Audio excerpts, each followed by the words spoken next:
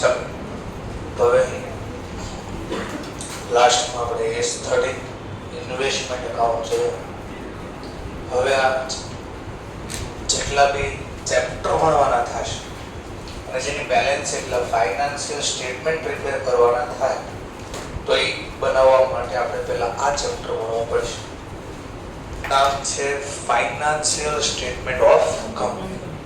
તો કંપનીના financial statement કેમ પ્રિપેર કરવામાં આવે એને લગતો ક્વેશ્ચન અને થોડી ઘણી થિયરીનો ટોપિક છે એમાં શીખવાનું. ચાલો તો જોઈએ આપણે પેજ નંબર 31 કયા કયા પોઈન્ટ છે આની અંદર. તો સૌથી પહેલા મીનિંગ ઓફ કંપની કોને કહેવાય અને maintenance of book of account. કયા કયા આપણે વસ્તુ પ્રિપેર કર્યો ફાઇનાન્શિયલ સ્ટેટમેન્ટ તો એમાં બુક્સને મેન્ટેન કઈ રીતે કરવાના એટલે કે એના સોર્સ ઓફ ડોક્યુમેન્ટ કયા હોઈ શકે, કેટલા સમય માટે મેન્ટેન કરવાના એને લગતો ટોપિક છે. પછી પ્રિપેર કરવાનું તો ફાઇનાન્શિયલ સ્ટેટમેન્ટનું ફોર્મેટ કેવું હશે થોડું ઘણું ફાઉન્ડેશનમાં આવ્યું હતું કંપની એકાઉન્ટ ડિટેલમાં જોઈશું. Request is of financial statement. Meaning of managerial remuneration એટલે જે મેનેજમેન્ટ કરે છે ને રેમ્યુનેશન એટલે વળતર કેટલું આપે છે. આ ખાલી નામનું રહેશે, હવે આવતું નથી. આમાં પહેલામાં ગણતરી આવતી કે મેનેજમેન્ટ જે વ્યક્તિ કરે છે બોર્ડ ઓફ ડિરેક્ટર છે એને કેટલા રૂપિયા વળતર તરીકે આપે કે કામ કરે એટલે. તો એને લગતો ટોપિક આવતો પણ અત્યારે ટોપિક આવતો નથી આમાં ડિટેલમાં. ડિવિઝિબલ પ્રોફિટ કોને કહેવાય? ડિવિઝિબલ નો વહેંચણી લાયક, ડિવિઝન નો મતલબ વહેંચણી લાયક પ્રોફિટ, તો એ કોને કહેવાય? Declaration and payment of dividend. કઈ રીતે ડિવિડન્ડ ડિક્લેર થાય અને પેમેન્ટ કેટલા સમયની અંદર પે કરવાનું વિધિન અ ટાઈમ પીરિયડ એને લગતા ડેટા અહીં આવશે થિયરિકલ. અને ટ્રાન્સફર ટુ રિઝર્વ કેટલા રૂપિયા ટ્રાન્સફર કરવા પડે અને કઈ રીતે ટ્રાન્સફર થાય. તો મેન આવા ટોપિક આવતા હતા ચેપ્ટરમાં. ચલો તો જોઈએ પહેલા અંડર સેક્શન 129 ખાસ એડવાન્સ અકાઉન્ટમાં જો સેક્શન તમને યાદ રહે તો લખવાની, સેક્શન યાદ ન રહે નહીં લખવાની. ભૂલથી 128 લખાઈ જાય તો આખો મતલબ જ ફરી જાય. 128 નંબરની સેક્શન ક્યાંક અલગ જ કહેતી હોય અને તમે 128 માં આવું લખીને તો લોમાં કમ્પલસરી હોય. લો હમણાં જે આવશે તમે શીખશો એમાં કમ્પલસરી હોય સેક્શન લખી, પણ આની અંદર આપણે કમ્પલસરી હોતું નથી. પણ લખો તો વધારે સારું રહે એટલે યાદ રાખવાનો પ્રયત્ન કરવાનો પૂરો. ચલો શેને લગતી છે? Section 129 company act 2013. એટલે દરેક કંપનીએ પહેલા તો કયો રૂલ્સ રેગ્યુલેશન ફોલો કરવો પડે? Company act 2013. એની અંદર કઈ સેક્શન કહે છે? 129. શું કહે છે 129? તો કહે છે at annual general meeting of the company. Company બોલાવશે કંપનીના બોર્ડ ઓફ ડિરેક્ટર દ્વારા એક એજીએમ બોલાવવામાં આવશે. ચલો પછી આ એજીએમ માં બોલાવીને કરવાનું છે શું? લખે છે company the board of director of the company should lay down એટલે મૂકવું, લે એટલે મૂકવું, ફાઇનાન્શિયલ સ્ટેટમેન્ટ ઓફ કંપની. મીટિંગની અંદર ડ્યુરિંગ ધ યર આખા વર્ષ દરમિયાન તમે જે પરફોર્મન્સ કર્યું છે, કંપનીની ફાઇનાન્શિયલ પોઝિશન કેવી છે એને લગતા ડેટા એટલે ફાઇનાન્શિયલ સ્ટેટમેન્ટ તમારે મૂકવું પડે. તો ક્વેશ્ચન થાય આ ફાઇનાન્શિયલ સ્ટેટમેન્ટમાં શું ઇન્ક્લુડ થાય? તો સેક્શન 129 કહે છે કે તમારે આટલી વસ્તુ મૂકવી પડે. આટલી એટલે કઈ? તો ખુદ બેલેન્સ શીટ, એક P&L અકાઉન્ટ. પણ જો કોઈ કંપની નોન એનપીઓ હોય, એનપીઓ કઈ આવતું નોન પ્રોફિટ ઓર્ગેનાઇઝેશન, તો એ લોકો P&L નો બનાવતા, આપણે શીખા ફાઉન્ડેશનમાં. તો એના બદલામાં શું બનાવતા? Income expense statement. જો કંપનીનો પર્પસ હોય પ્રોફિટ કરવાનો તો P&L સ્ટેટમેન્ટ મૂકે. કંપનીનો પર્પસ પ્રોફિટનો નથી તો શું મૂકશે? Income expenditure statement. Then after cash flow મૂકવો પડે, cash flow statement. Then after notes to account બી મૂકવું પડે. અને ચાલો ડ્યુરિંગ ધ યર કોઈ ઇક્વિટીમાં ચેન્જીસ થયું હોય તો આ ચેન્જીસને લગતો સ્ટેટમેન્ટ બી તમારે મૂકવું પડે ફાઇનાન્શિયલ સ્ટેટમેન્ટ. તો એક્ઝામમાં પૂછે ફાઇનાન્શિયલ સ્ટેટમેન્ટની અંદર કયા કયા પાર્ટ ઇન્ક્લુડ છે, એટલે કયા કયા કોમ્પોનન્ટ છે ફાઇનાન્સ, તો આ છાપવાનું 5 નામ. બેલેન્સ શીટ પેલા 129 નો કે ફાઇનાન્શિયલ સ્ટેટમેન્ટ મૂકવો છે. તો ક્વેશ્ચન છે ફાઇનાન્શિયલ સ્ટેટમેન્ટમાં શું મૂકવાનું છે? તો કીધી નવી સેક્શન બનાવી, સેક્શન 2 સબ સેક્શન 40 40. એને કીધું તો ફાઇનાન્શિયલ સ્ટેટમેન્ટમાં આટલી વસ્તુ ઇન્ક્લુડ થશે: balance sheet, profit and loss અથવા income expenditure statement, cash flow statement, change in equity કાઉન્સમાં લખ્યું ઇફ એપ્લિકેબલ. આનો મતલબ જો લાગુ પડે, પણ શું લાગુ પડે? ઓકે, ચેન્જ એટલે ઇન ઇક્વિટી એટલે શેર, શેરની અંદર અથવા શેરમાં કઈ બદલાવ થાય, ટૂંકમાં નવા શેર ઇશ્યુ કરવી અથવા જૂના શેર પાછા લઈ લેવી અને બાયબેક કહેવાય. શું કહેવાય? Buyback. Buyback buyback of secure. પછીનું ચેપ્ટર પહેલા કેશ ફ્લો અને પછી આવશે બાયબેક. ટૂંકમાં જે આપણે સબ સેક્શન 40 માં લખ્યા ને ચેપ્ટર ભણવાના છે. ઓન ધ લખ્યું તો પહેલું બેલેન્સ, તો આમાં તો હમણાં બનાવશે. બીજું હું લખતો હતો તો એ બી બનાવશે આ ચેપ્ટરમાં. આની સિવાય શું કીધું? હા, તો એનો આખો અલગથી ચેપ્ટર ES3 કહેવાય. ઓર કીધું, બીજું શું કીધું? હા, તો ચેન્જ ઇન ઇક્વિટી નો મતલબ આપણી ક્વોન્ટિટીમાં ચેન્જીસ થાય ઇક્વિટી શેર. ક્યારે ચેન્જ થાય ઇક્વિટી શેરમાં? તો હમણાં પહેલા ચેપ્ટર બી કે યાદ કરો, કંપનીએ કે 12 પાડ્યા, બોનસ છે, રાઇટ છે, અથવા તો IPO ફરીથી લાવે, અથવા તો કંપની જે શેર પબ્લિકને ઇશ્યુ કર્યા હતા એ પાછા ખેંચી લે, એટલે પાછા લઈ લે, પાછા ખરીદી લે. એને ઇંગ્લિશમાં કહેવાય બાય બેક ઓફ સિક્યુરિટી. તો આ ચેપ્ટર આપણે ભણવાના છે. ચલો, તો અહીંયા પેલા કીધું. અને એક્સપ્લેનરી નોટ્સ, તો આપણે ફાઇનાન્શિયલ સ્ટેટમેન્ટ કઈ રીતે બને, એમાં શું લખ્યું છે એની નોટ્સ બનાવવાની. તો MCQ માં અથવા તો ખાસ કરીને થિયરીમાં ટોપિક આવી શકે કે સેક્શન 129 પ્રમાણે બોર્ડ ઓફ ડિરેક્ટરે EGM માં શું કરવું પડે? તો લે ડાઉન કરવા પડે. શું? Financial statement. સેક્શન 2 સબ સેક્શન 40 શું કે ભાઈ આ ફાઇનાન્શિયલ સ્ટેટમેન્ટમાં શું ઇન્ક્લુડ થાય? તો 5 નામ છપ્પા. કયા? બેલેન્સ શીટ, P&L, આખરી વાર કે P&L ને બદલે શું મૂકી શકાય? Income expenditure, cash flow, change in equity અને એક્સપ્લેનરી નોટ્સ. આટલું ક્લિયર? ચલો, સરસ. ધ્યાન આપતો આગળ વધ્યા.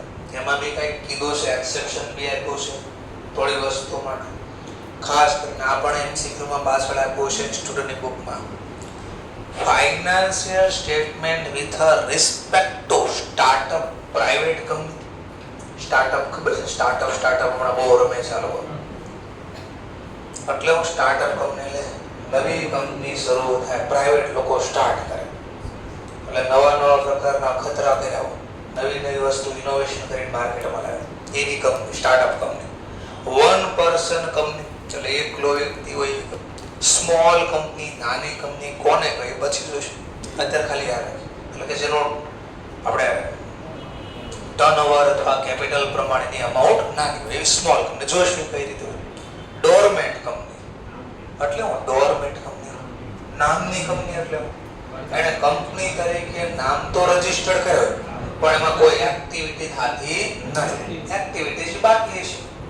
અથવા પહેલા કંપની તરીકે સ્થાપના કરી, નક્કી કર્યો તો આપણે ગેસને બોટલનો ધંધો ચાલુ કરવો છે, પણ અત્યારે યુદ્ધ થઈ, જૂનાને ગેસની બોટલ નથી મળતી તો આપણને ક્યાંથી મળશે? તો આપણે કંપની તરીકે નામ રાખી મૂક્યું, આપણને કોઈ સપ્લાય નથી થતી વસ્તુ, તો ધંધો અત્યારે બંધ છે. જોશું ચાલુ ફરી ફ્યુચરમાં થાય. મે વર્ડ જોજો, may not include the cash flow statement. શું કીધું પેલા? As company act 2013 two subsection 40 શું બનાવવું પડે અને મૂકવું પડે એવું કીધું. પણ એમાં એક્સેપ્શન આપ્યું. કોને એક્સેપ્શન આપ્યું? સ્ટાર્ટઅપ કંપની હોય, વન પર્સન હોય, સ્મોલ કંપની હોય, ડોરમેટ કંપની હોય, આ લોકોને કીધું મે નોટ ઇન્ક્લુડ. મે એટલે તમને ઈચ્છા હોય તો મૂકી શકો છો, નો ઈચ્છા હોય તો નો મી મૂકો તો ચાલે. મે નો મતલબ થઈ બી શકે, ના બી થઈ શકે, એટલે ઓપ્શન છે તમારે. તો એના લોકોને કીધું નો સ્ટેટમેન્ટ મૂકો તો ચાલશે. પણ આની સિવાયની જે કંપની છે એને તો કેશ ફ્લો સ્ટેટમેન્ટ પ્રિપેર કરીને મૂકવું જ પડે. ક્લિયર? તો જો એમસીક્યુ વાળા છે હવે તમારે તો બધા અંડરલાઈન ને બોલ્ડ છે ને બધા કામના શબ્દ છે. ચલો હવે ક્વેશ્ચન છે. ત્યારના કહે છે બનાવો ફાઇનાન્શિયલ સ્ટેટમેન્ટ બનાવીને મૂકો. ચલો બુક બનાવીને મૂકો. તો એમાં પહેલું બનાવવાનું થશે આપણે કંપની એક્ટ 2013. Company act 2013.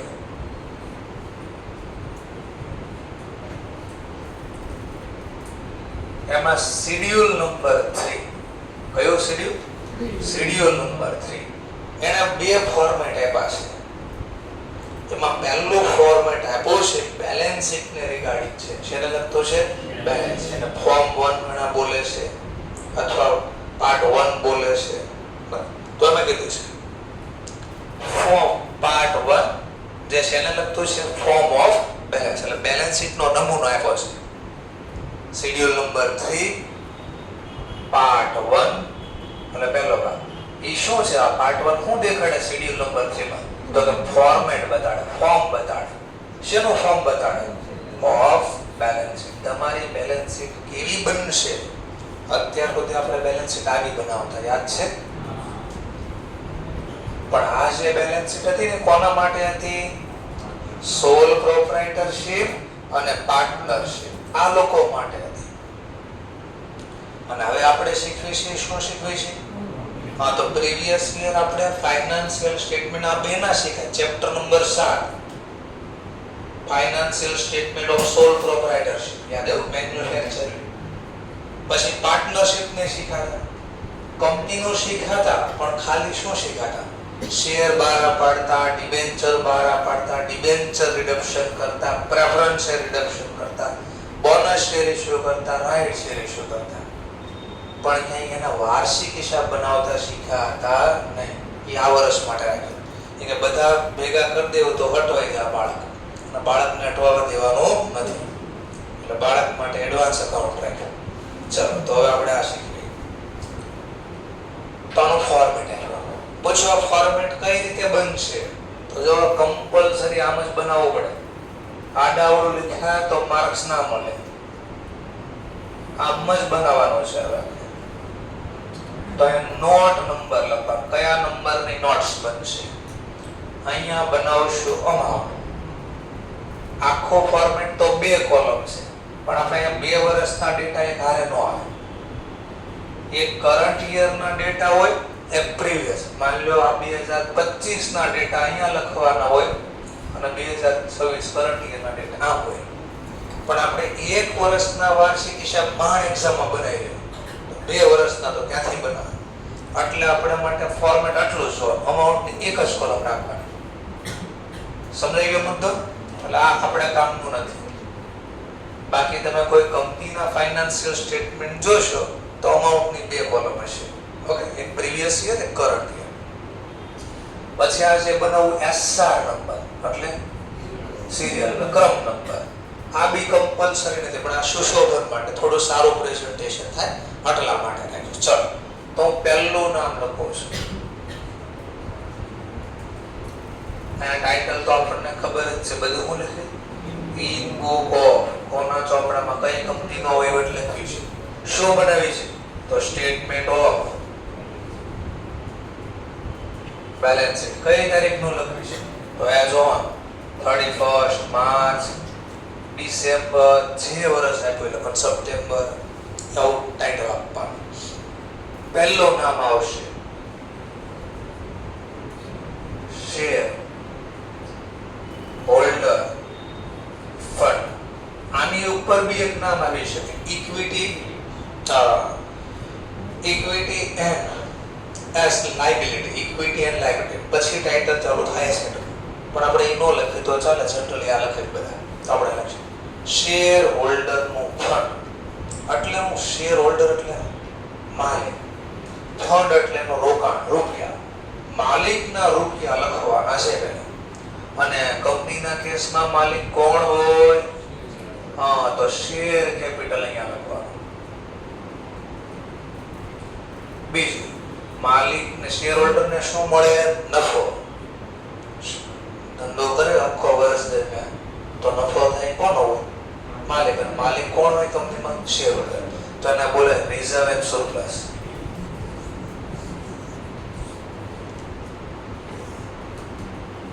ચલો આવું લખાઈ ગયું. હવે આમાં રૂપિયા માની લો 5 લાખ આવ્યા, 10 લાખ આવ્યા, જે રૂપિયા આવ્યા એ લખવાના. પણ ક્વેશ્ચન થાય, હવે અંકો 5 લાખ નું કેપિટલ છે તો તમને ન ખબર પડે 5 લાખમાં કયા કયા શેર કેટલા રૂપિયાના છે, એકની ફેસ વેલ્યુ કેટલી. હું બોલું રિઝર્વ એન્ડ સરપ્લસ 10 લાખ તો તમને ખબર ન પડે કે રિઝર્વ એન્ડ સરપ્લસ માં શું છે અંદર? P&L ની બેલેન્સ છે, DRR ની બેલેન્સ છે, CRR ની બેલેન્સ છે, સિક્યુરિટી પ્રીમિયમ ની બેલેન્સ છે, શેની છે? વર્કમેન કમ્પેન્સેશન ફંડ છે, ડિવિડન્ડ ઇક્વિલાઇઝેશન ફંડ છે શું આમાં? ઈ ખબર ન પડે. તો આ રૂપિયા શેના છે એના માટે ઓલું છેલ્લું નામ હતું એક્સપ્લેનરી નોટ્સ. હા, તો એક્સપ્લેન કરો નોટ્સ ની અંદર કે આ રૂપિયા શેના છે, તો આની નોટ અલગથી બને. અને એમાં જે જવાબ આવે એ છાપવાનું હોય. તો એ કેમ બની પછી પેલા મેઇન ફોર્મેટ જોઈએ, પછી આ બધી નોટ્સ બનાવતા છે. ક્લિયર મુદ્દો? એટલે આમાં ખાલી ટોટલ આવશે, પણ આ ટોટલ ક્યાંથી આવ્યો 10 લાખ? તો એને લગતી નોટ્સ બનાવવાના આવશે. એટલે વર્કિંગ નોટ બોલતા ને એ મને એક્સપ્લેનરી નોટ બોલે, એ નોટ્સ બનાવવાની આવશે. આટલો ક્લિયર છે? આ કોઈ દિવસ નહીં આવે બીકોઝ સિલેબસમાં નથી. એટલે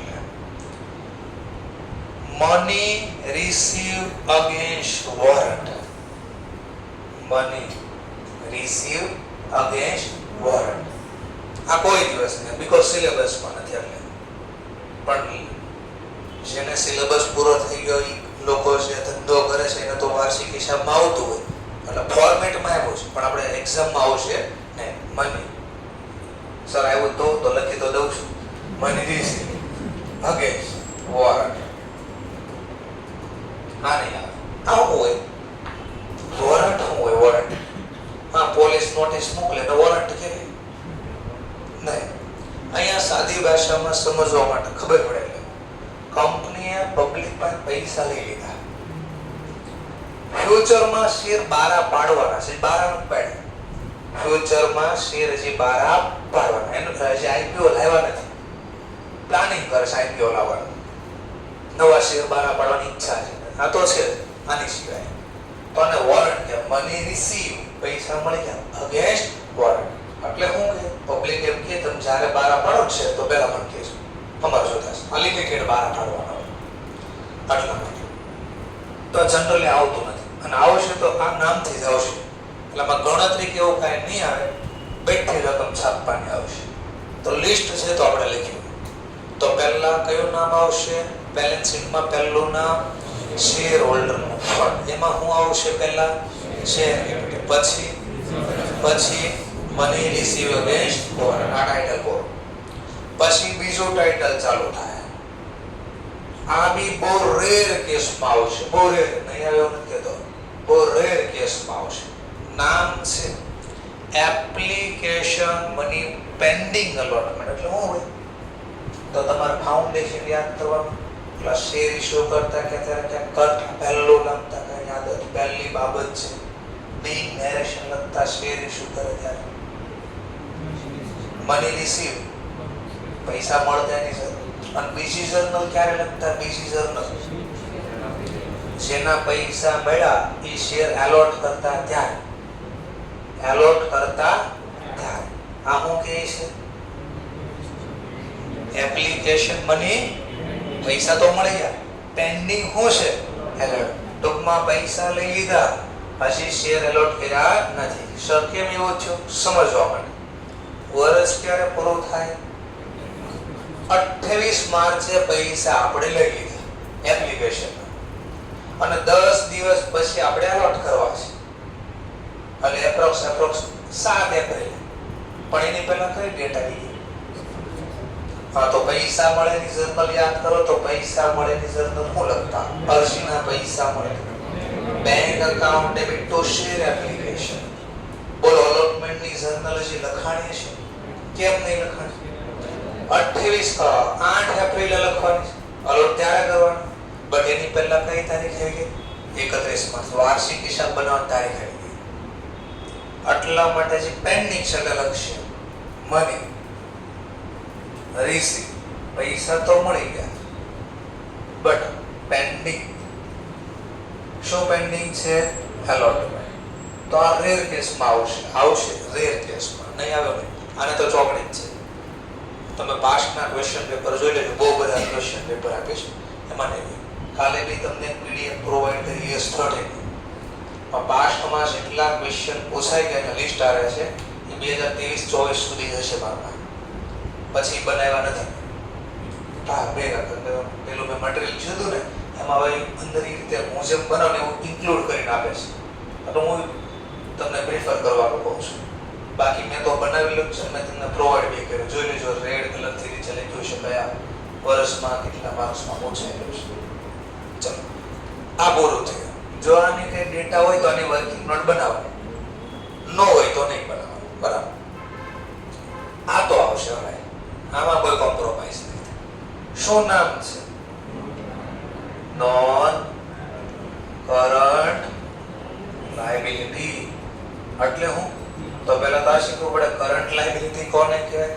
બોલો, આપણે ઇન્વેસ્ટમેન્ટમાં જોઈએ તો શોર્ટ ટર્મ ઇન્વેસ્ટમેન્ટ ને લોંગ ટર્મ ઇન્વેસ્ટમેન્ટ. કોને કહેતા લોંગ ટર્મ ઇન્વેસ્ટમેન્ટ? જે કરન્ટ ઇન્વેસ્ટમેન્ટ નથી એ લોંગ ટર્મ છે. તો આ એવું જ છે ને, જે કરન્ટ લાયબિલિટી નથી એ નોન કરન્ટ લાયબિલિટી છે. તો કરન્ટ લાયબિલિટી કોને કહે? તો એ ડેફિનેશન બી જોશું આગળ. અહીંયા આપણે ખાલી આટલું પહેલા કરન્ટ નથી નોન. ટૂંકમાં જેને અડો અને કરન્ટ ન લાગે એ નોન કરન્ટ કહેવાય. બરાબર છે? હવે આની અંદર 4 લિસ્ટ આવી છે.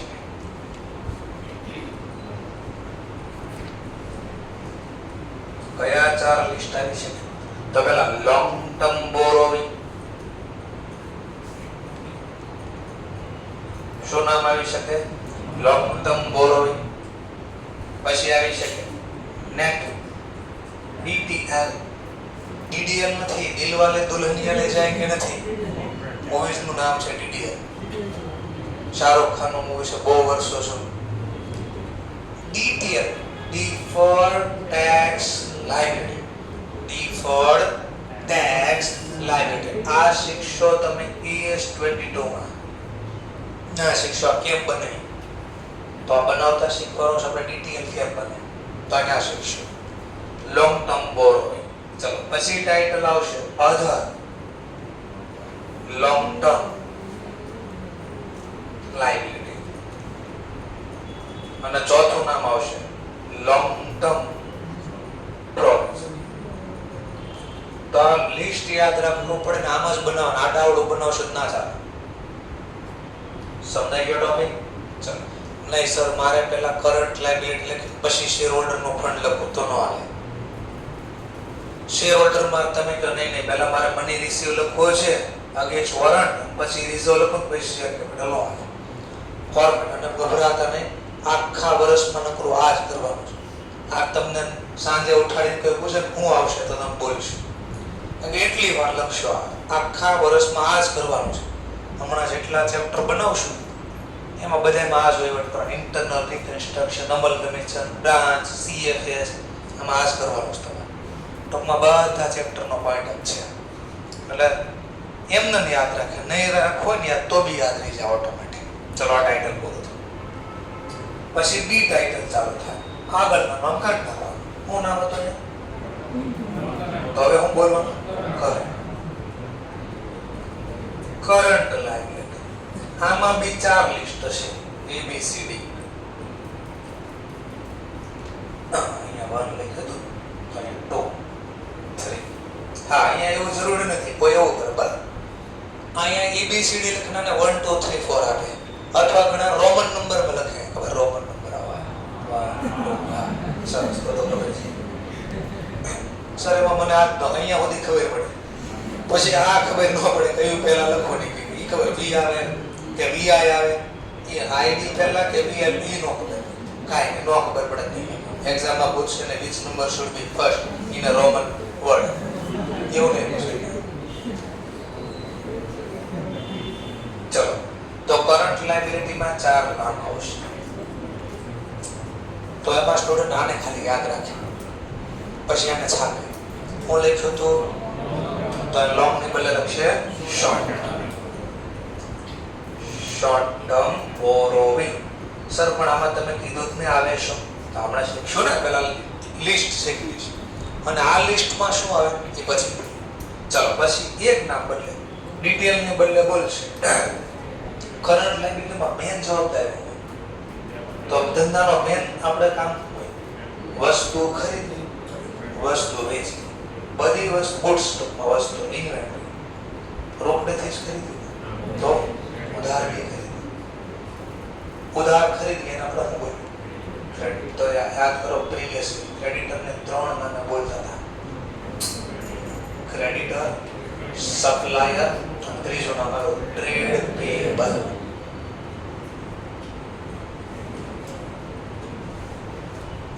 તો ખબર પડી કે ના હું છે ટ્રેડ પેયેબલ એટલે ક્રેડિટર. ચલો ત્યાર પછી હવે બેઠો છે અધર.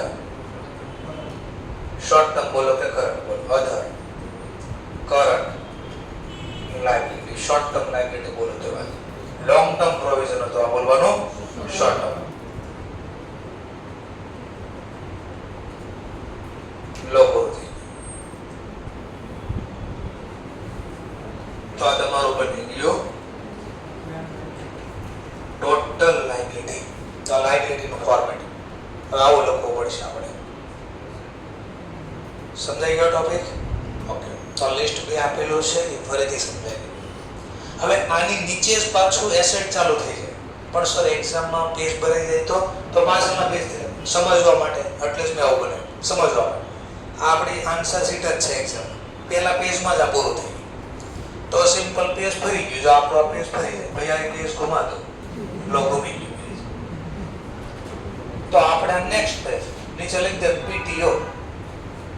અહીં લખી દેવાનું પીટીઓ પીટી ઉષા તો પીટી ના ક્લાસ છે ના પેજ ટર્ન ઓવર એટલે આપણે પાછળ લખ્યું છે બંધ કરીને વયા નથી ગયા આવો લખ્યું કે અમારું પાછળનું પેજ તપાસજો ના લખ્યું છે બધું.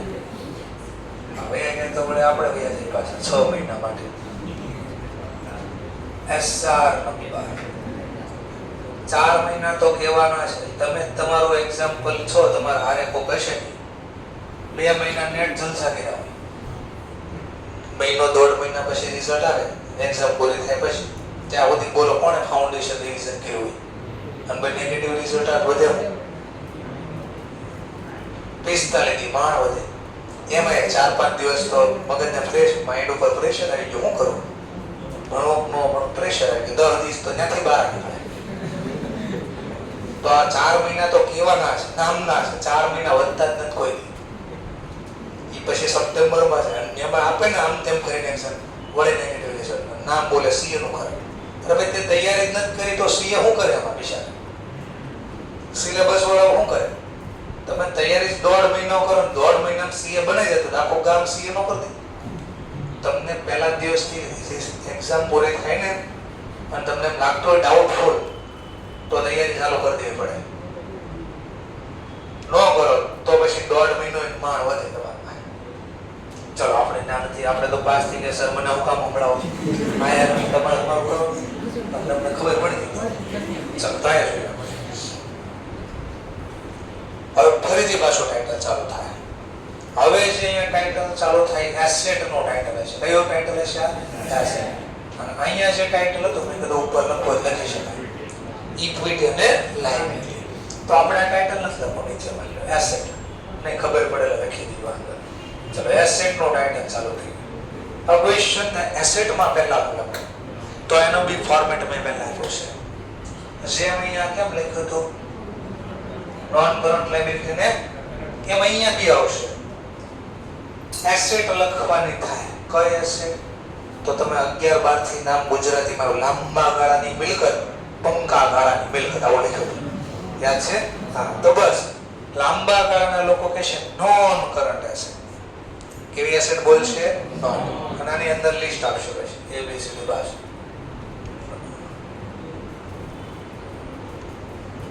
કોઈ નંબરિંગ આપતા જ નંબર, માની લો નંબર આલે છે આપણો 4 તો આવશે 5 નંબર. Non current asset.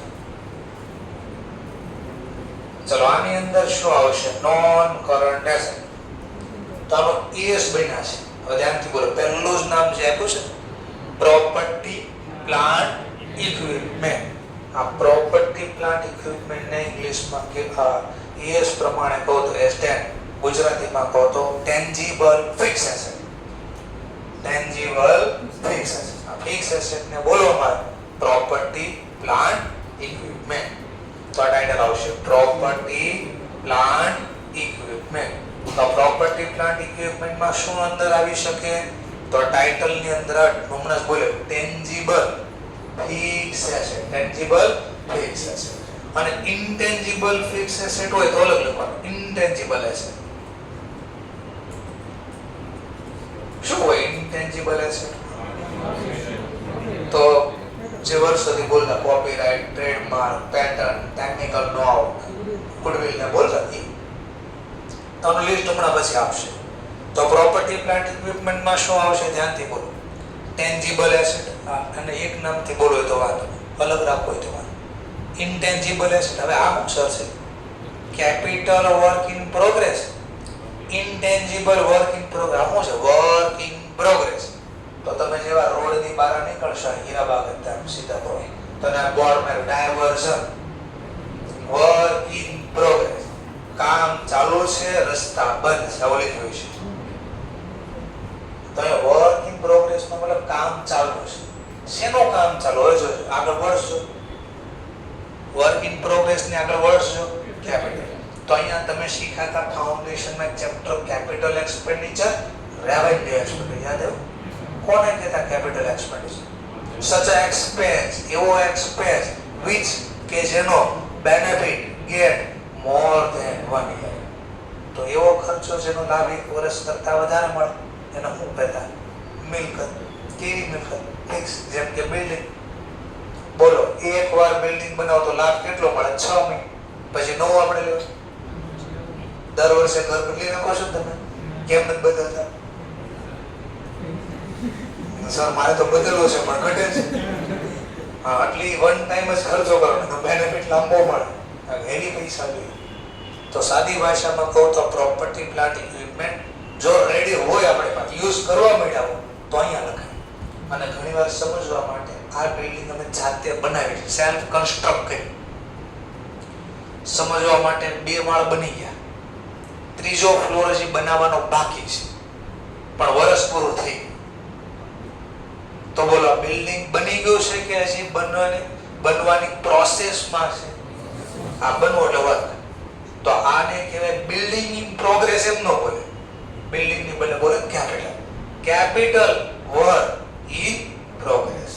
તો સમજાઈ ગયો? એટલે કોઈ એસેટ બનવામાં પ્રોગ્રેસમાં એટલે બનવાની બાકી હોય એને બોલે વર્ક ઇન પ્રોગ્રેસ. ઇન્ટેન્જીબલ હોય તો આગળ લખશે ઇન્ટેન્જીબલ એટલે હું બોલ અદ્રશ્ય મિલકત કઈ? Goodwill, copyright, trademark. તો ટ્રેડમાર્ક ની પ્રોસેસ આપણે ગવર્નમેન્ટ ને આપી છે, એનો ખર્ચો કરે પણ હજી આપણને ટ્રેડમાર્ક ને હજી રાઈટ મળ્યો નથી, હજી ખર્ચો કરવી છે. એવી રીતે ઓર બીજું રિસર્ચ ને ડેવલપમેન્ટ R&D કરવી છે. કોઈ વસ્તુ બનાવવાની R&D કરવી, હજી વસ્તુ બની નથી તો એનો ખર્ચો જેટલો થયો એ અહીંયા લખીશ વર્ક ઇન પ્રોગ્રેસ. અને આ શિક્ષક તમે S26 માં કે કેટલા કઈ ઇન્ટેન્જીબલ એસેટ ચોપડામાં લખી શકાય, કઈ ઇન્ટેન્જીબલ ચોપડામાં ન લખી શકાય, એવું કોણ કે? એ સ્ટ્રેટેજી. ટૂંકમાં આખો એસ હતો. આ ટેન્જીબલ વાળો હતો S10, ઇન્ટેન્જીબલ વાળો છે S26. ટૂંકમાં આખી બેલેન્સ શીટ જે છાપો છે ને એમાં મોટા ભાગે બધા એસ જ છે અંદર. ક્લિયર? ચલો ધ્યાન આપતા પૂરું થઈ ગયું તો આપણે પૈસા પડ્યા હોય તો ક્યાંક કરવું કોઈ મળશે ને? પૈસા પડી રહે તો એનું કે કરશું બી કરે હું ઇન્વેસ્ટમેન્ટ. તો આપણે ઇન્વેસ્ટમેન્ટ હમણાં જો બે પ્રકારના હતા, શોર્ટ ટર્મ અને લોંગ ટર્મ. લોંગ ટર્મ ન બોલે તો બોલે non current, long term investment. Non current more than one, એમાં પાછો ભાગ આપ્યો. એક જ લાઈનમાં લખો તો નોન કરન્ટ ઇન્વેસ્ટમેન્ટ. આ ટાઇટલ. હવે આમાં કોણ કોણ છે તો આને નોટ્સ બનાવશું ને લખશું કે આની અંદર આ છે આ છે આ છે. આની સિવાય શું આપે વિચારવાનું, આની સિવાય શું આવી શકે ધંધામાં મારી પાસે લોંગ ટર્મ નેચરનું શું હોઈ શકે. તો આપણે માની લો આ શેર ને બોન્ડમાં ને મારો ક્યારેક પૈસા પડ્યા અથવા કોકને આપી બી હોય, કોઈ વ્યક્તિને આપી, લોન તરીકે આપી, અને લોન એન્ડ એડવાન્સ બોલે. શું બોલે? Loan and advance. તો ઈ બી આવશે, એને પહેલા આવશે પણ આ પહેલા બોલ દો. આરે પોઈન્ટ છે long term loan and advance. એટલે long term loan and advance લાંબા ગાળા માટે કોઈને આપણે ઓછીને આપ્યા, એડવાન્સ આપ્યો, અથવા તો લોન તરીકે આપ્યા કે ભાઈ હું તારા પૈસા જરૂર ના લે લોન, મફત મને વ્યાજ આવી. અને કોઈ આપણા રિલેટિવ હોય એટલે આપણો ભાઈ પૈસા માંગે આપણે તો આપણે કે 20% વ્યાજ લાગે, ગામ પાસે 15% લો છું, તારમાં 20 તો ઘરનો માણસ નહીં તો કંઈક રૂપિયો ન લે એટલે એને એડવાન્સ બોલે. એમને નહીં પાસે એડવાન્સ તરીકે. પણ વચ્ચેની પેલા એક નામ આવી જાય નેટ, ડીટીએ એટલે ડિફર્ડ ટેક્સ એસેટ. તો બેમાંથી એક આવશે, બે ક્યારે નો આવે બેલેન્સ શીટમાં, કારણ કે નેટ છે. કા ડીટીએલ આવશે કા ડીટીએ આવશે, બેમાંથી એક આવશે. કોઈ દી બેલેન્સ શીટમાં એક હારે બે નહીં આવે, કારણ કે નેટ કરો. આ એસેટમાંથી લાયબિલિટી બાદ કરો, જેનો સરવાળો વધારે હોય લખવાનો. એસેટનો સરવાળો વધારે તો આમાં લખવાનો, લખી બતાડવાનું છે, લખવાનો એમાં નો પડે. અને નેટ બોલાય, નેટ એસેટમાંથી લે. માન લો ડીટીએ 10,000 છે અને ડીટીએલ 12,000 છે, તો કોનો સરવાળો વધારે છે? તો નેટ કેટલા વધારે છે? મીંડા આવી કે ઉડી ગયા તો એના હું 2,000. આ તો નેટ લાયબિલિટી કહેવાય, નેટ ડીટીએલ. બટ આમ હોત તો આ 10,000 ની બદલે 12,000 ની બદલે 2,000 હતો તો એસેટ વધારે છે. તો અહીંયા લખી ટૂંકમાં બેમાંથી એક લખાય, બંને નહીં લખાય. તો આ ક્યાં શીખશો તમે? આ ક્યાં શીખ્યા? આ ક્યાં શીખશો? આ ક્યાં શીખશો? ચલો તો ટૂંકમાં બેલેન્સ શીટ આખી છે તમારે એસ ના ફોર્મમાં શીખવા મળશે તમને. ચલો ધ્યાન આપો.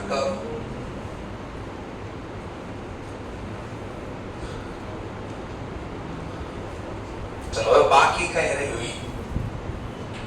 હવે કે હું બાકી રહ્યું અધર નોન કરન્ટ એસેટ. પણ આવું પહેલા લખી દો, સમજાવી દો દીધું પણ બાકી છે.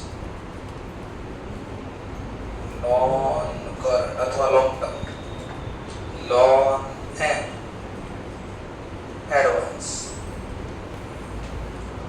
નંબર ટાઈટલ અધર લોંગ ટર્મ એસેટ અથવા નોન કરન્ટ એસેટ. અધર નોન કરન્ટ અથવા નોન કરન્ટ નો બોલ્યો તો લોંગ ટર્મ એસેટ. ચલો તો આ ટાઇટલ તમારો પૂરો થયો. નોન કરન્ટ એસેટ ને લગતો હતો એટલે લોંગ ટર્મ નેચર. હવે ટાઇટલ ચાલુ થાય કેવી asset? Current asset.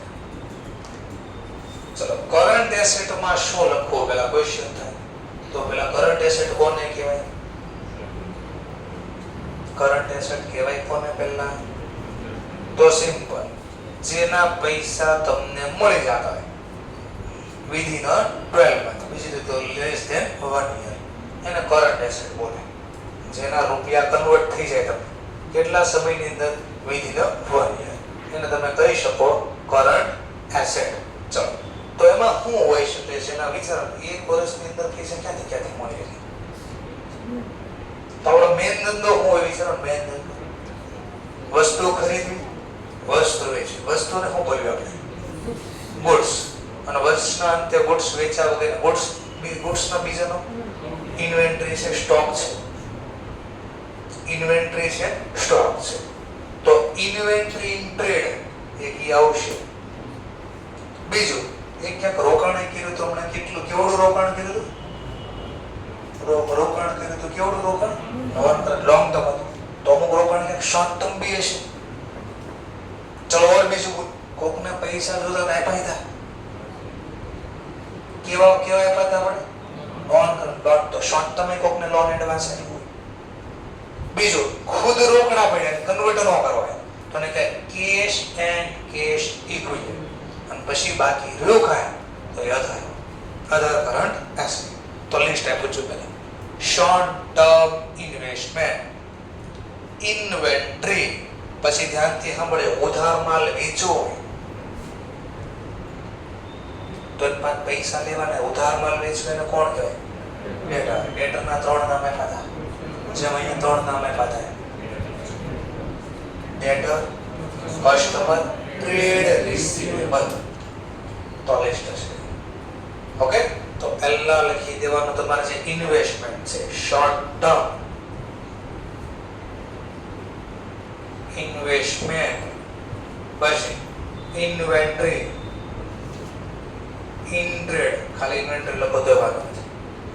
Inventory in trade, પછી ડેટર, ટ્રેડ રિસીવેબલ.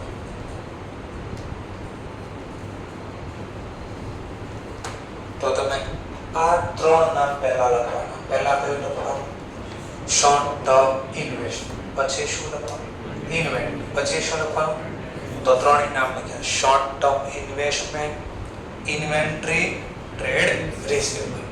હવે ખુદ જે આપણી પાસે રોકડા પડ્યા પાસે તો એને બોલવામાં આવે cash and cash equivalent. Cash and cash equivalent. Sir cash તો ગણો. આ કેશ ઇક્વિવેલન્ટ. ઇક્વિવેલન્ટ નો મતલબ ના બરાબર. કોના બરાબર? રોકડ ના બરાબર. રોકડ જેવો જ ગણો. જેમ કે બેંકમાં પૈસા પડ્યા હોય એ લાઈક અત્યારે તો બેંકમાં પડ્યા ખીચામાં પડ્યા એમ જ પણ રોકડા પડ્યા. કેમ? બેંકમાં આપણે બેંક કરતા બોલું તો કોકને પેમેન્ટ કરવાનું હોય તો હું કરું? રોકડા નથી કાઢતા, ફોન કાઢો છો અને સીધો સ્કેન કરીને પૈસા આપી દો છો.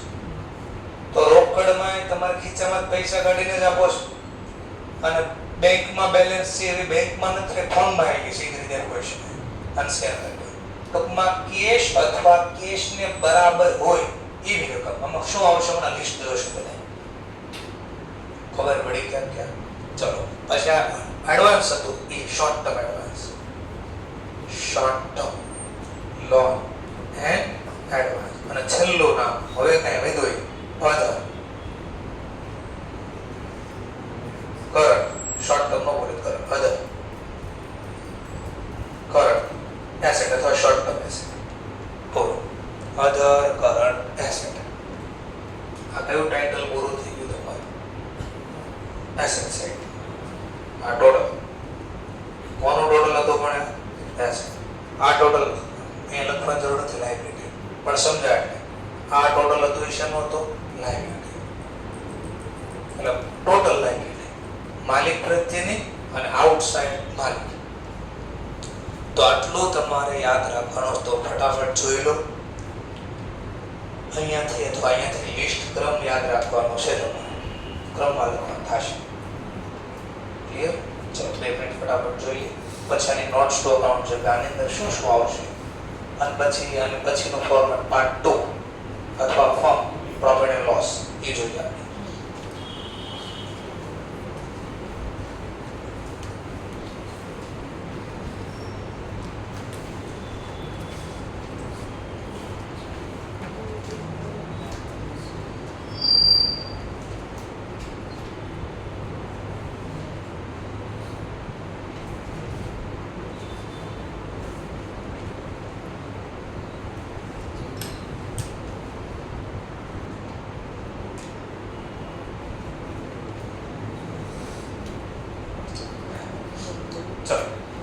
નોટ્સ ટુ અકાઉન્ટ ડિસ્કશન કરીએ. તો અહીંયા જે નામ લખ્યું છે એને લગતી નોટ્સ કેવી બનશે એ ડિસ્કશન કરીએ. પહેલું નામ બોલે તો તો શેર કેપિટલમાં 5 લાખ ક્યાંથી આવ્યા? તો આને આપણે અલગથી નોટ્સ બનાવવા, નોટ સ્ટોક આઉટ. બે કોલમ બનાવવાની, એક ઇનર કોલમ એટલે ડિટેલ કહેવાય, સરવાળો બાદબાકી, અને નોટ્સ નંબર, કઈ નંબરની નોટ્સ ચાલે છે, 100 નંબરની, 1 નંબરની, કઈ નંબરની નોટ ચાલે લખવાની. નોટનું નામ લખવાનું. પહેલી નોટ શેર કેપિટલ. ભાઈ આ ક્યાંથી લેવા? શેર કેપિટલમાં લાખ, 5 લાખ. તો પહેલા નંબરની નોટ્સ એક્સપ્લેન કરશે. અહીંયા detail, inner column, outer column, સરવાળો. તો અહીંયા નોટ સ્ટોક આઉટ. કયા અકાઉન્ટમાં કેટલા રૂપિયા શેના છે એને એક્સપ્લેન કરતી આ નોટ્સ છે. તો આ ટાઇટલ આપ્યું. હવે ખાસ બરાબર આ ફાઉન્ડેશનમાં એટલું આવ્યું તો ખાલી બોનસ શેર વખતે સૌથી પહેલા લખવાનો ઓથોરાઇઝ શેર કેપિટલ. અને ખબર છે ને આ ઓનલી ઇન્ફોર્મેશન માટે હોય. આને ટોટલમાં આપણે કાઉન્ટ કરતા હતા નથી. આ તો બોલું છું. આ ઓનલી શેના માટે છે? ઇન્ફોર્મેશન. હમણાં અહીંયા ટોટલ કરું ને સરવાળો, એમાં ધ્યાનમાં લેવાનો નથી, કન્સિડર નથી કરવાનું તમારે. ચલો, ઓથોરાઇઝ શેર કેપિટલનો મતલબ ફાઉન્ડેશન થિયરી. તો કંપની એની લાઈફ દરમિયાન એટલે અસ્તિત્વ દરમિયાન મેક્સ ટુ મેક્સ કેટલા શેર ઇશ્યુ કરી શકે એની ઇન્ફોર્મેશનને કહેવાય ઓથોરાઇઝ શેર કેપિટલ. ગુજરાતીમાં કહેતા સત્તાવાર થાપણ, આવું કંઈક કહેતા ખબર છે? એટલે સત્તાવારનો મતલબ અહીંયા ઓથોરિટી, સત્તા એટલે ઓથોરિટી. મેક્સિમમ કેટલા શેર ઇશ્યુ કરે.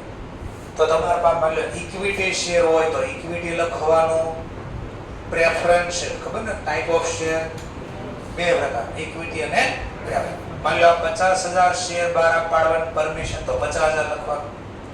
માની લો સમજવા માટે 30,000 શેર બહાર પાડવાની પરમિશન તો 30,000 લખવાનું.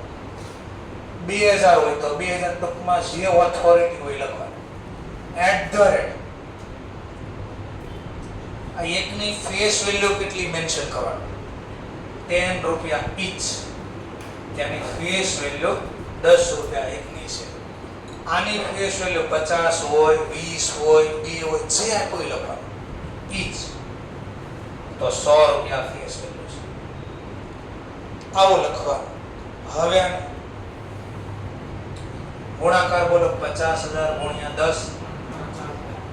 આપણે બોલો 5 લાખ છે ને એવું કરી દઈએ તો 30,000. 30,000 ગુણ્યા 10 3 લાખ. 20,000 ગુણ્યા 100, સોરી 2,000 ગુણ્યા 100 2 લાખ. આઉટર કોલમમાં સરવાળો તો 5 લાખ જે અહીંયા લખ્યો સરવાળો, હા એ ઓનલી ઇન્ફોર્મેશન માટે છે. એને અહીંયા નથી લખવાના 5 લાખ. આ સી નથી. સમજાઈ ગયો? એટલે હું ટોપિક થોડો અલગ પડે એટલે પાછું ફેરવી. ચાલ સેમ બી આવી શકે એવું નથી. ક્યારે આવે એ બી હમણાં કહી દઉં. ચાલો 7 લાખ. તો એનો મતલબ મારી ઓથોરિટી કેટલા શેરની છે? ટોટલ 7 લાખ રૂપિયાના શેર બહાર પડવા. હવે 7 માંથી 12 કેટલા પડે ઈ ના લખવાનું છે. એનો ટોટલ ધ્યાનમાં લખાય. તો આને આપણે બોલીશું ઇશ્યુ, સબસ્ક્રાઇબ અને paid up capital. Issue, subscribe and paid up capital. એટલે ઇશ્યુ, સબસ્ક્રાઇબ અને પેડ. ઇશ્યુ એટલે બહાર પાડો. એમાંથી લોકોએ કેટલા સબસ્ક્રાઇબ કર્યા અને એમાંથી કેટલા હપ્તા ભરી દીધા. પેડ અપ શેર કેપિટલ પેલા બહાર પાડવી. એમાંથી સબસ્ક્રાઇબ કેટલા થયા? જેમ કે 10,000 શેર બહાર પાડી તો ખબર અરજી કેટલી આવતી? આપણે 10 ની સામે 10 આવી શકતી, 10 ની સામે 9 બી આવી શકતી અને 10 ની સામે 12 ની અરજી બી આવી શકતી. તો કેટલી અરજી મળી? પેલા ઇશ્યુ કર્યા, અરજી એટલે સબસ્ક્રાઇબ. એમાંથી કેટલા સબસ્ક્રાઇબ અને એમાંથી પછી હપ્તા માંગતા ખબર ને બધા. એમાંથી કેટલા હપ્તા માંગ્યા અને કેટલા પે કરી દીધા. એનો આ લિસ્ટ એને કહેવાય પેડ અપ શેર કેપિટલ. તો સમજવા માટે ઇશ્યુ એન્ડ સબસ્ક્રાઇબ ભેગો લઈ દેવાનું. Issue and subscribe. मान लो 30,000 છે ને, 25,000 શેર બહાર પડ્યા. 25 ઓછા કરી દો થોડા. 20,000 બહાર પડ્યા. 10 રૂપિયાનો એક છે ગુણ્યા 10 બોલો. 20,000 ગુણ્યા 10 2 લાખ. જો બધા રૂપિયા મળી ગઈ તો વાંધો નથી, પણ ખબર ને માનવી બધા પહેલી વારમાં નો બી મળે, મંદી ચાલે, કોઈ હપ્તો નો બી આવી શકે, તો માઈનસ અહીંયા કરવાનું. તો આ પહેલા લખી નાખવાનું ઇશ્યુ એન્ડ સબસ્ક્રાઇબ. 20,000 ગુણ્યા 10 2 માઈનસ કોલ ઇન એરિયા. ખબર કોલ ઇન એરિયા કઈ હતું? મળવાનો બાકી હપ્તો, એને ઇંગ્લિશમાં બોલતા કોલ ઇન એરિયા. માન લો આમાંથી કોઈ વ્યક્તિ પાસે 1000 શેર હતા, એમાં 10 માંગ્યા હતા, પણ એને આપણને 3 રૂપિયા જ આપ્યા, તો બાકી કેટલા? 7. 1000 ગુણ્યા 7 7,000. ખાલી છે. બોલો હવે આઉટર કોલમાં 2 લાખ માઈનસ 7,000 તો 1,93,000 ને પેડ અપ કેપિટલ બોલે. કેવું કેપિટલ બોલે?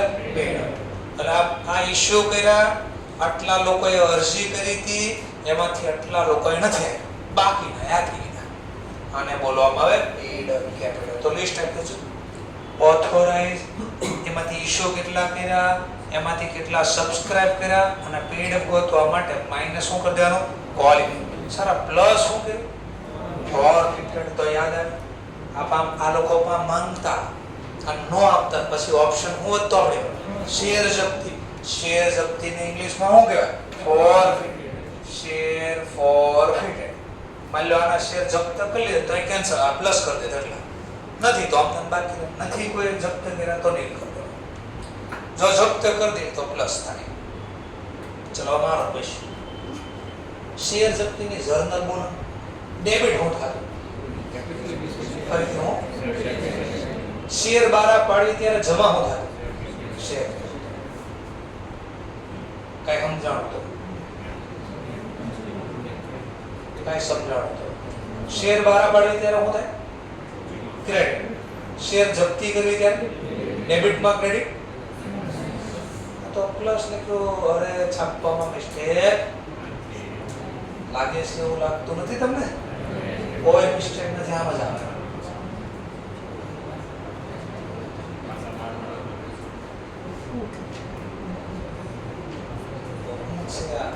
પ્લસ કેમ છો રીઝન તમારે બોધી મને આપવાનું. Why prepare a financial statement, issue, subscribe, paid up capital notes? Why share forfeited always debited?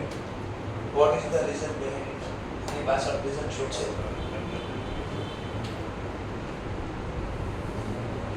તો તમે કાલે મને જવાબ આપજો. પ્લસ ઓકે, મારા પ્રમાણે માઈનસ થવો.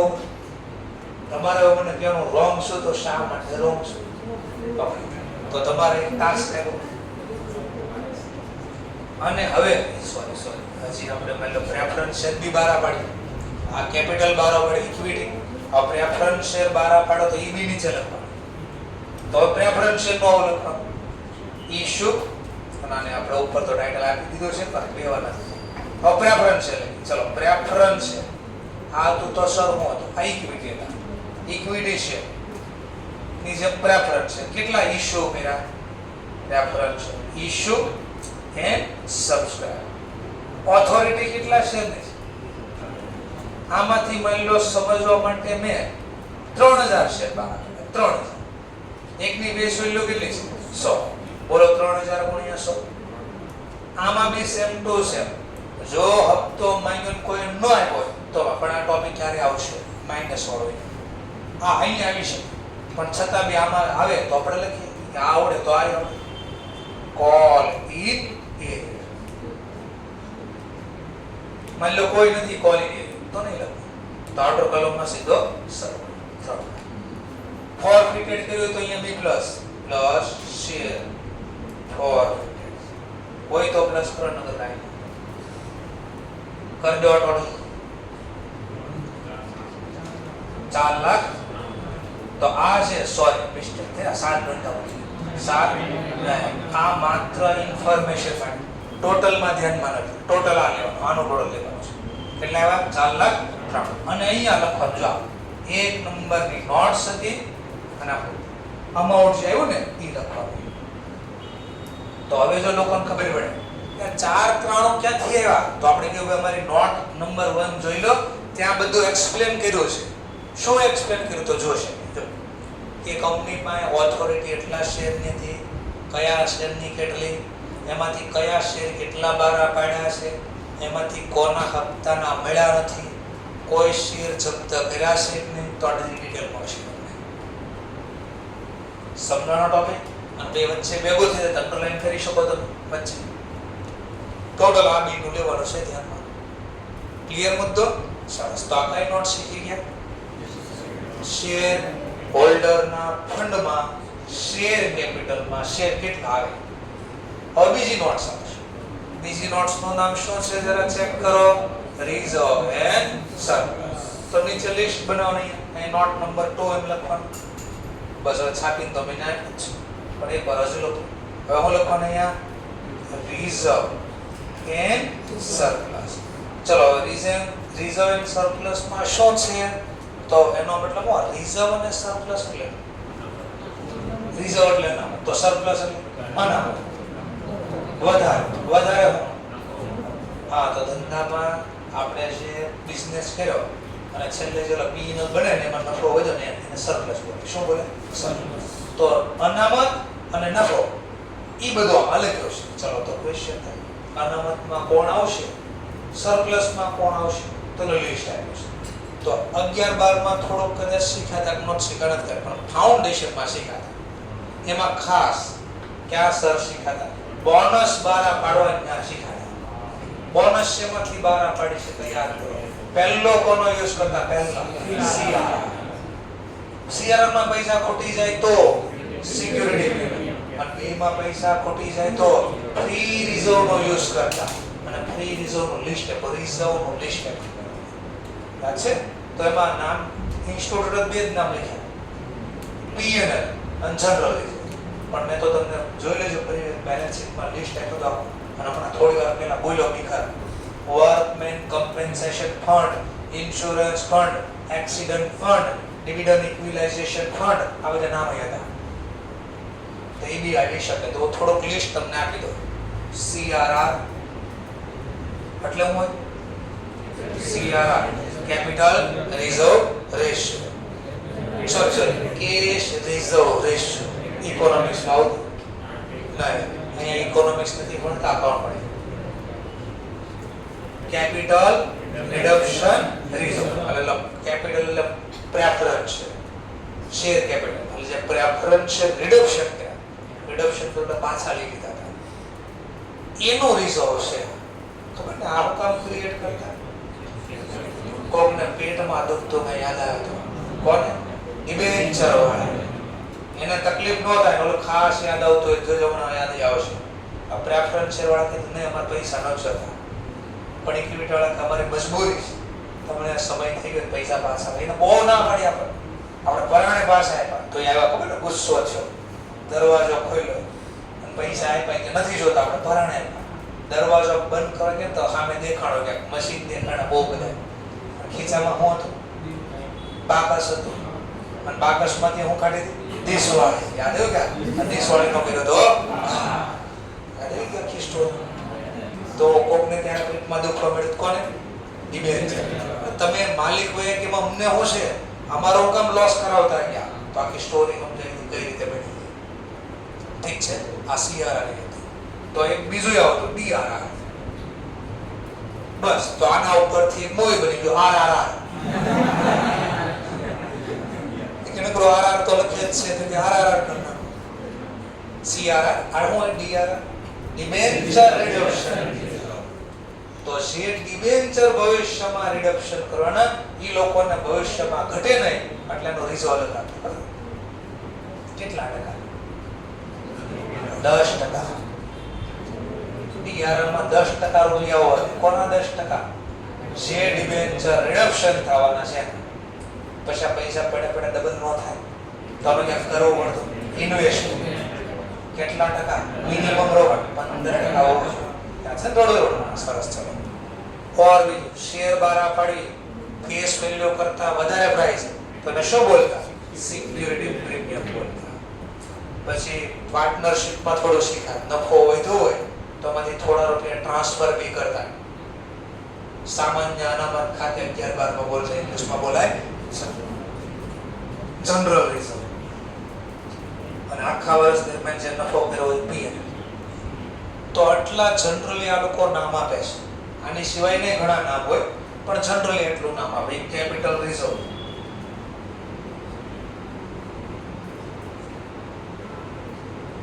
એક ઓર નામ આવ્યું છે બોનસમાં જ આવતું એક હે તો રિઝર્વ પણ એ રિઝર્વ નહોતું રીવેલ્યુએશન રિઝર્વ એનો યુઝ કરવાનો હતો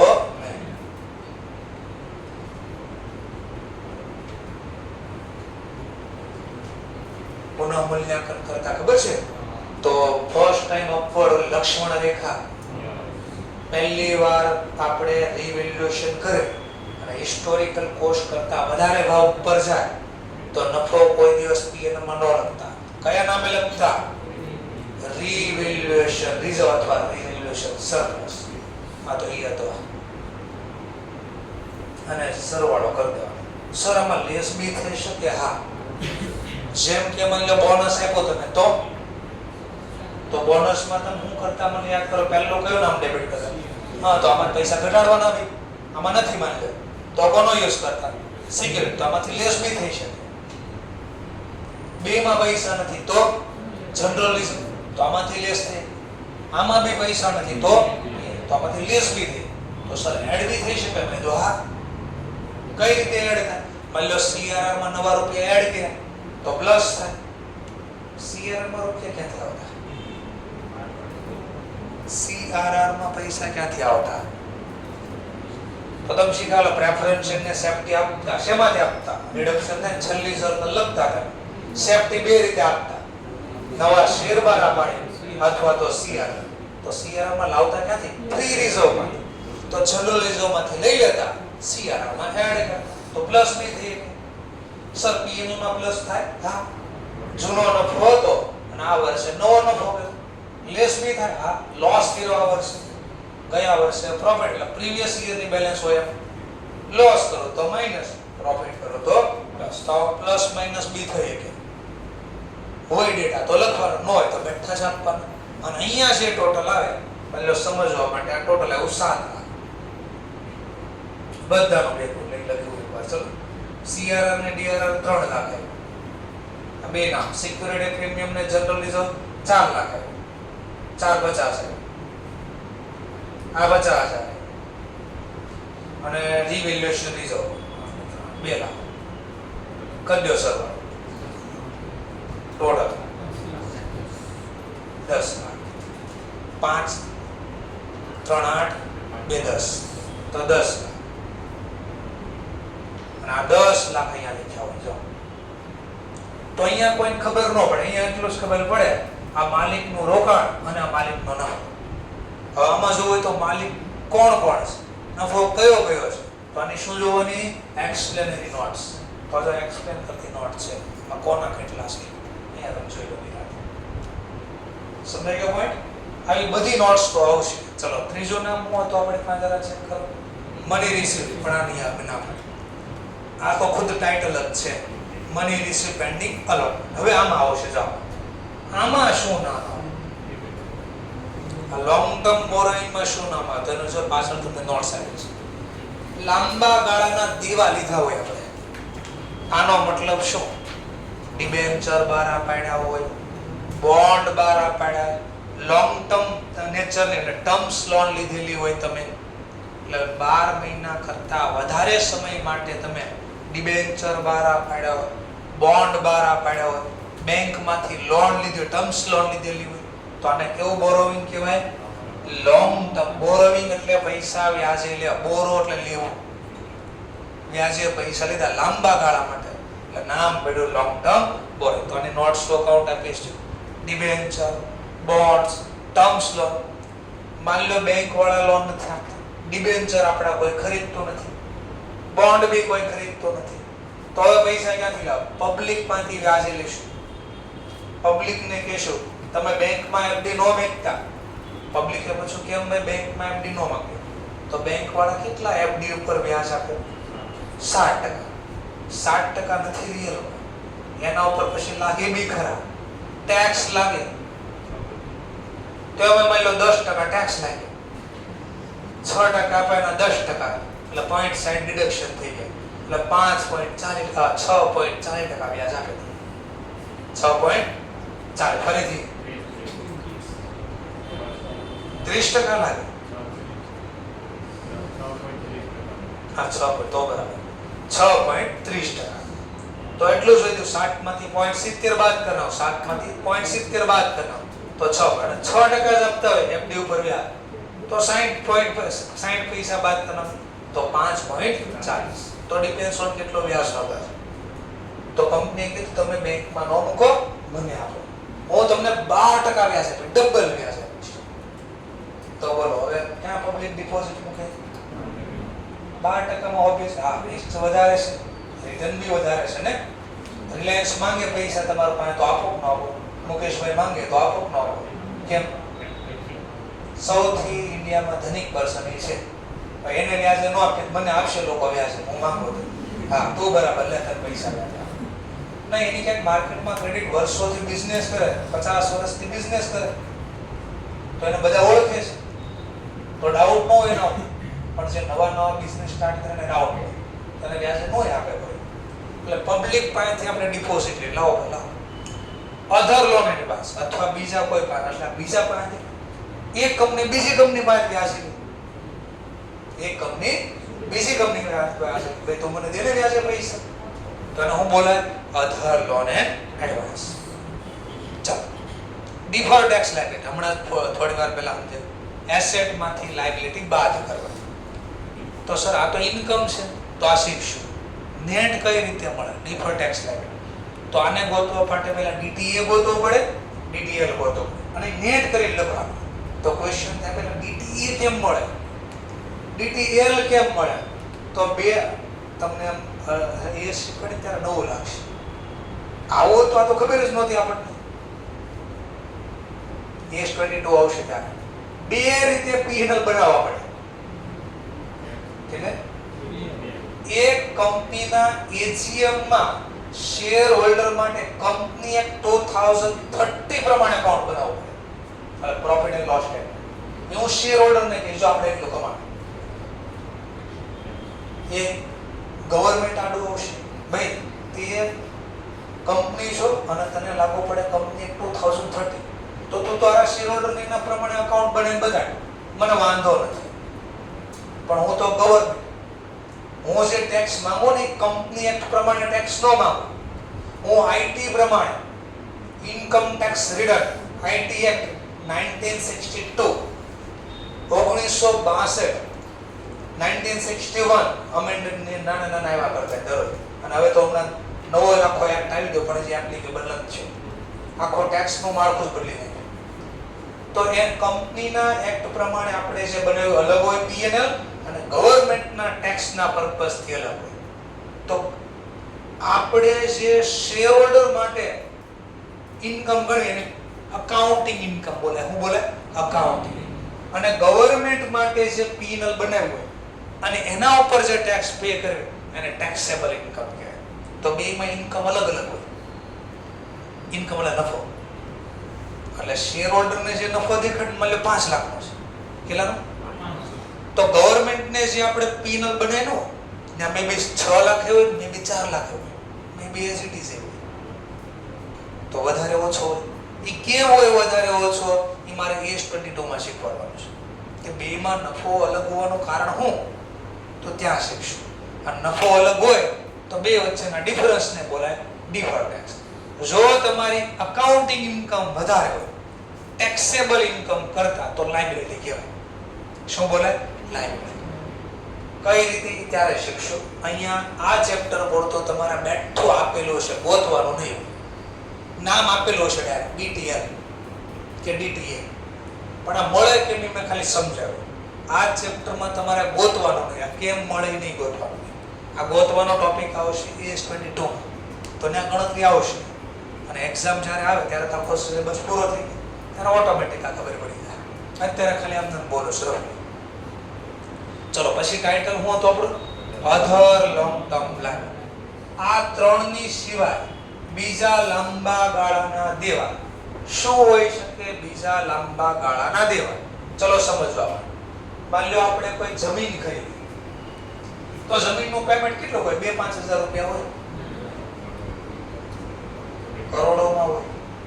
અને બધાને ખીચામાં કરોડ રોકડા જ પડે અથવા બેંકમાં કરોડો પડ્યા જ હોય ને એમને ન પડ્યા. તો હંમેશા જમીનની જે ડીલ થાય મોટા મોટા બિલ્ડરો જે ડીલ કરે ને એમાં ક્રેડિટ ટાઈમ હોય. 1 વર્ષ, 1.5 વર્ષ, 2 વર્ષ, 3 વર્ષ એવો ટાઈમ હોય, 6 મહિના, ડિપેન્ડ્સ ઓન કેવડી ડીલ છે. તો બોલો આપણે કોઈ જમીન ખરીદી, બોલો સર, એસેટ જમીન ખરીદી, લેન્ડ અકાઉન્ટ રોકડા ચૂકવી દો તો બેંક અથવા કેશ. પણ ઉધાર ખરીદી 5 વર્ષ 3 વર્ષ માટે તો પણ ખાલી ક્રેડિટર લખો તો આપણે ગુડ્સ ના ક્રેડિટર થઈ. તો ગુડ્સ નથી ખરીદ્યા, આ તો મિલકત છે, લેન્ડ છે, તો મારે લખો પડે એસેટ ના ક્રેડિટર. શેના ક્રેડિટર? એસેટ. કેટલા સમયમાં ચૂકવવાના છે ક્રેડિટર? 3 વર્ષ, 4 વર્ષ, 5 વર્ષ. તો લાંબા ગાળાનો દેવો થઈ ગયો. નામ પડ્યું ક્રેડિટર ઓફ એસેટ. ચલો એવી જ રીતે તમે ઓર શીખાતા ગયા. ડિબેન્ચર બારા પાડવી કે પ્રેફરન્સ શેર બારા પાડવી. તો ખાસ ઓલું પ્રેફરન્સ શેર યાદ કરો. ઇન્ડિયામાં મેક્સિમમ કેટલા સમય માટે પ્રેફરન્સ શેર ઇશ્યુ થાય? મેક્સિમમ 20 વર્ષ. 20 વર્ષ પૂરા થાય એટલે પૈસા પાછા. તો તમે ઇશ્યુ કરો ત્યારે ખબર ને કેતા કે કયા ભાવે ઇશ્યુ કરવી છે અને after 10 year 20 year reduction at a par, reduction at a premium કે રિડક્શન એટ અ ડિસ્કાઉન્ટ આવું આવતું ક્યાં? તો રિડક્શન એટ અ પ્રીમિયમ નો મતલબ શું? રિડક્શન એટ અ પ્રીમિયમ નો મતલબ શું? કે ફેસ વેલ્યુ 100 રૂપિયા છે પણ પાકતી તારીખ, રિડક્શન નો મતલબ પાકતી તારીખ, પાકતી તારીખે 100 નહીં 105 પાછા આપીશ. કેટલા વધારે પાછા આપવાના? તો ભવિષ્યનું નુકસાન થયું. ભવિષ્ય નુકસાન આજે લગતા હલો સોર્સ ક્રિએટ કરતા કઈ યાદ એવું તો સ્ટેપ પડ્યા હતા 6 સ્ટેપ પ્રેફરન્સ રિડક્શન કરતા હતા. પ્રેફરન્સ રિડક્શન કરે તો પહેલું સ્ટેપ હતું ફુલ્લી પેડ હોવા જોઈએ. નો હોય તો હપ્તો માંગવાનો, હપ્તો નો આપે તો જપ્ત કરી લેવાનો, યાદ એવું. અને જો રિડક્શન પ્રીમિયમ થી કરવાના હોય તો એનો સોર્સ ક્રિએટ કરતા. P&L account debit to preference share reduction premium. Preference share reduction premium. તો preference share ના reduction નું premium હોય છે. Premium payable reduction of preference. એમ ડિબેન્ચર બી બારા પાડતા. એની બી પાકતી તારીખ આવતી અને એને બી આપણે રિડક્શન પ્રીમિયમ થી કરી શકાય, પાર થી હોઈ શકે, ડિસ્કાઉન્ટ. જો પ્રીમિયમ થી રિડક્શન કરવાના આવે તો એમાં બી સોર્સ ક્રિએટ કરતા. P&L account debit to debenture reduction premium અથવા તો premium payable on debenture reduction. તો આજે થોડા દેવાના છે, નુકસાન ભવિષ્યનું આજે લખવો પડે પણ આજના થોડા દેવાના છે 5, 10, 20 વર્ષ પાકતી તારીખે. તો લાંબા ગાળાનું દેવું થઈ ગયું. અહીંયા 3 નામ આવ્યા. કયા 3 નામ? એક એસેટ ના ક્રેડિટ, એક પ્રીમિયમ. પ્રીમિયમ કોનું કોનું? રિડક્શન. ડિબેન્ચર નો હોઈ શકે, પ્રેફરન્સ. તો 3 નામ થઈ ગયા. તો અધર માં નામ આવશે. છેલ્લું લોંગ ટર્મ ની અંદર લોંગ ટર્મ પ્રોવિઝન. લાંબા ગાળાનું આપણે પ્રોવિઝન કરીએ.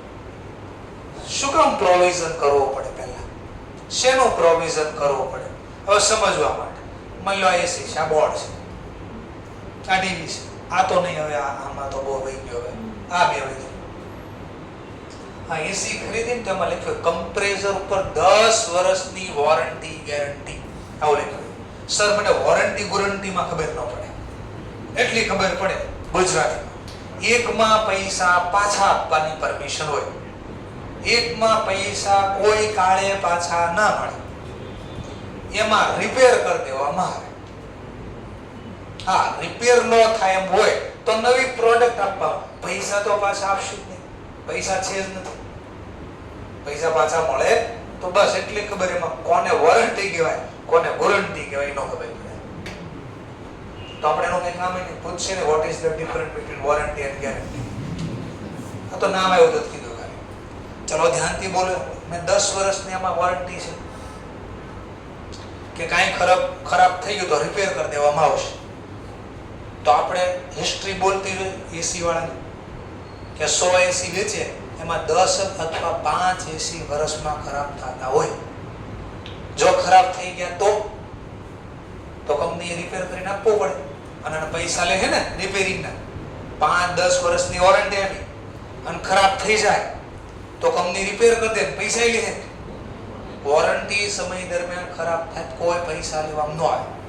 તો મને ખબર છે મારી હિસ્ટ્રી બોલે શું કે 10 વર્ષની અંદર 100 એસી વેચા હોય તો આમાં 10 એસી તો ખરાબ થાય જ છે, અને મારે રિપેર કરી દેવા પડે છે ફ્રી ઓફ કોસ્ટ. ચલો તો પૈસા તો ખીચા, આપણે રિપેર કર્યો, પૈસા તો ખીચામાં જ ગયા, બદલામાં મને કઈ મળ્યું નહીં. તો ભવિષ્યમાં મને નુકસાન થાય. ભવિષ્યનું નુકસાન આજે લખવું પડે.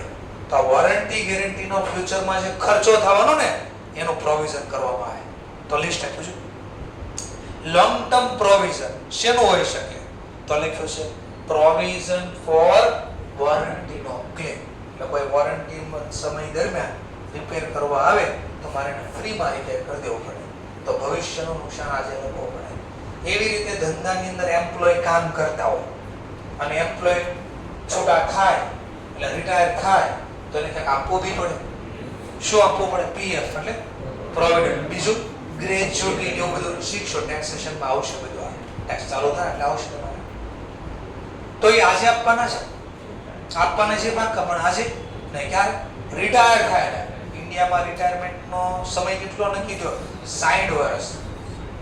કેટલા વર્ષ? 60 વર્ષે માણસ નિવૃત્ત થયો. કેવો? જો કોઈ વ્યક્તિએ 60 વર્ષ કામ કર્યું, રિયલમાં 60 ને 30 થાય. કેમ એવું હોય? માણસ અત્યારે 30 વર્ષે કામે ચડે છે અને બીજા 30 વર્ષ કામ કરે, 60 વર્ષે નિવૃત્ત. લાઈફની તમારી એજની રિસ્ટ્રિક્શન 60 યર્સ.